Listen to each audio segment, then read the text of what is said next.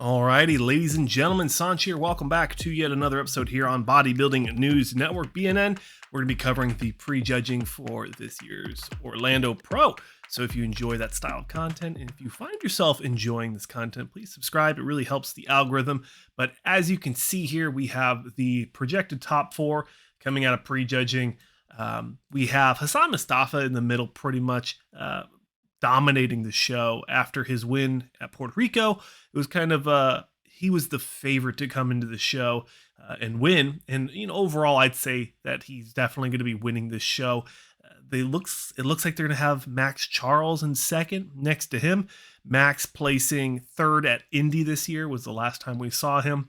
And Max a pretty solid second place pick here coming out of prejudging. Great structure. He's made improvements in the legs, especially from the back. It's really helped him be more competitive in these lineups.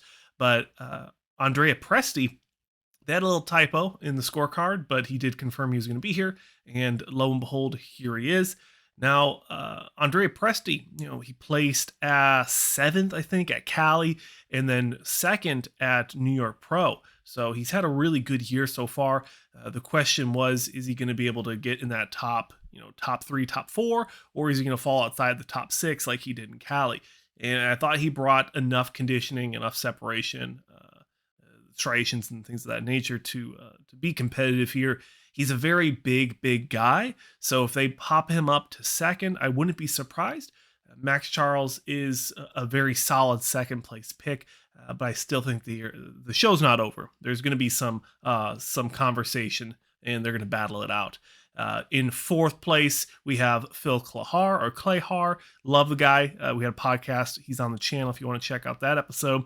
He placed sixth at Boston, and that's the last time we saw him, and it wasn't a good showing from him. I would say this is a good showing from him here in Boston or in Orlando, but we just really can't see a lot from this shot. He's really all the way on the edge here, so it's really not conducive. It's just not very good for us to really see.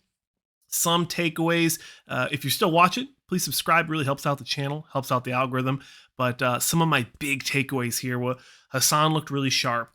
He looked full. One of the big things with him was his chest wasn't as full as we'd like to see him in Puerto Rico. And it looks like him and AJ Sims, his new coach, have made those adjustments and filled him out more. And you can see that in the footage here. He looks great, very full and sharp. He has great separation in the legs, so he was able to make some adjustments to fill out, but also still has that really good sharp conditioning that I think won him the show. It's something that he was missing last year. He made the corrections, came in this year, and he's been, as you can see, he's been dominating so far. And then also, it's really important to look at the midsection staying controlled, especially in the transitions. Sometimes you get a little relaxed, and that's something I don't know if Hassan's been focusing on that with him and his coach, but his midsection looked really controlled. I was really happy with that, and especially with the transitions. It looked really good. Like we already talked about briefly, Max and Presti battling it out for the 2 and 3. Now, typically, I would say I would prefer Presti on the size. Just the structure alone, Presti is a little bit more favorable in my eye, but that's not to take anything away from Max. Now, Max has a great conditioning and separation, especially when we look at the midsection. The abdominals are just so sharp and clean. The lines are perfect. He's probably one of the best ab sections in men's open or in general, and also, I thought that Max had better shine and oil. If you look at the skin, you look at the reflection, and maybe it's just because he has a darker complexion, he has darker skin, but I thought that the oil that he had on was better than what Presti's overall package was. And I think that makes you a little soft if you don't have the perfect amount of oil. Now, I will say that, like I said, I would prefer Presti. There was one big thing that I noticed was, I guess it's a small thing, but for me, I noticed it. With Presti, I would have liked to see his posing trunks hiked up just a little bit. You can see just a little bit of gap between his outer adductors on his obliques and where the hips naturally rest. And if you look at all the other guys on the stage, you can see that the posing trunks are higher. It's just a small thing I noticed, but it made his midsection look a little bit longer. And, when you're thinking about trying to present yourself in the best way possible. It's a very small thing that he could have done. So maybe he makes the correction. I'm not sure, but that was a small thing I noticed. Like I mentioned, just very, very briefly, Phil Clahar, hard to tell what he looks like. He's all the way on the end, and I haven't seen any posts um, coming my way from him or just out on the internet in general. So kind of hard to gauge that there. But the midsection did look a little distended. Now I don't know if that's just because we're looking at him so far from the side. It's kind of hard to get a good gauge on that, but that is something I did notice. Also, and we'll finish with this. I appreciate everyone stopping by and watching this video. Please subscribe and like the video if you enjoyed it. It really does help the channel grow. I would appreciate it. Last thing, Bob Ciccarello, and I forget her name, but she goes by Fit Rockstar. They did the commentary for, it was either the Indy or the Boston, and I thought that they did a pretty solid job.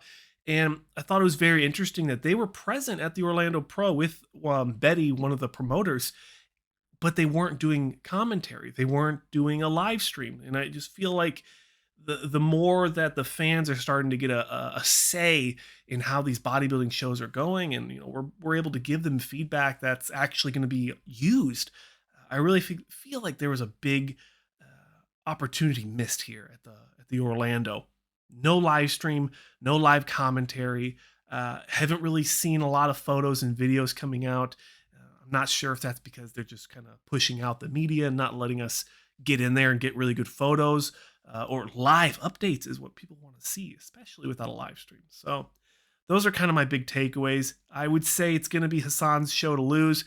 I was very surprised we didn't see Jason Lowe in the top 8. We briefly saw the 5th through 8th place. Looks like Tonio Burton's going to be coming in 5th. We saw him 3rd at Cali. Jonas Giatras, apologies, placed 6th here, potentially coming out of prejudging. Him and Tonio are battling it out. We saw him place 3rd at Puerto Rico.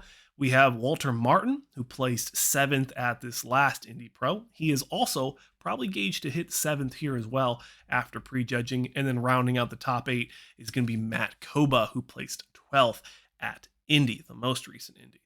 We also have 3 other competitors, all letter J's. Jemeil Hamilton, who placed 16th at Tampa. He's outside the top 8th. Jesus, Martin, Hernandez, Escobedo, a very long name, placed 12th at the Legion Sport Festival. He's also outside the top 8th. And Jason Lowe, one of my favorite 212 guys, making his open debut. It looks like he's outside the top 8th. And I thought that was really surprising since he looked so phenomenal in some of the photos we got here. Special thanks to, PCS Photography. A bunch of underscores in there. So, ladies and gentlemen, that'll do it for my thoughts, critiques, and comments on the prejudging at this year's Orlando Pro. Stay tuned for my final coverage. It will be a little late. I have to drive to Oakland and pick up my sister-in-law. She's going to come here and stay for a little bit. So expect my final recap, and who knows, maybe we'll do a live with it. But thanks for watching, guys. Ladies and gentlemen, subscribe if you enjoy my style of content.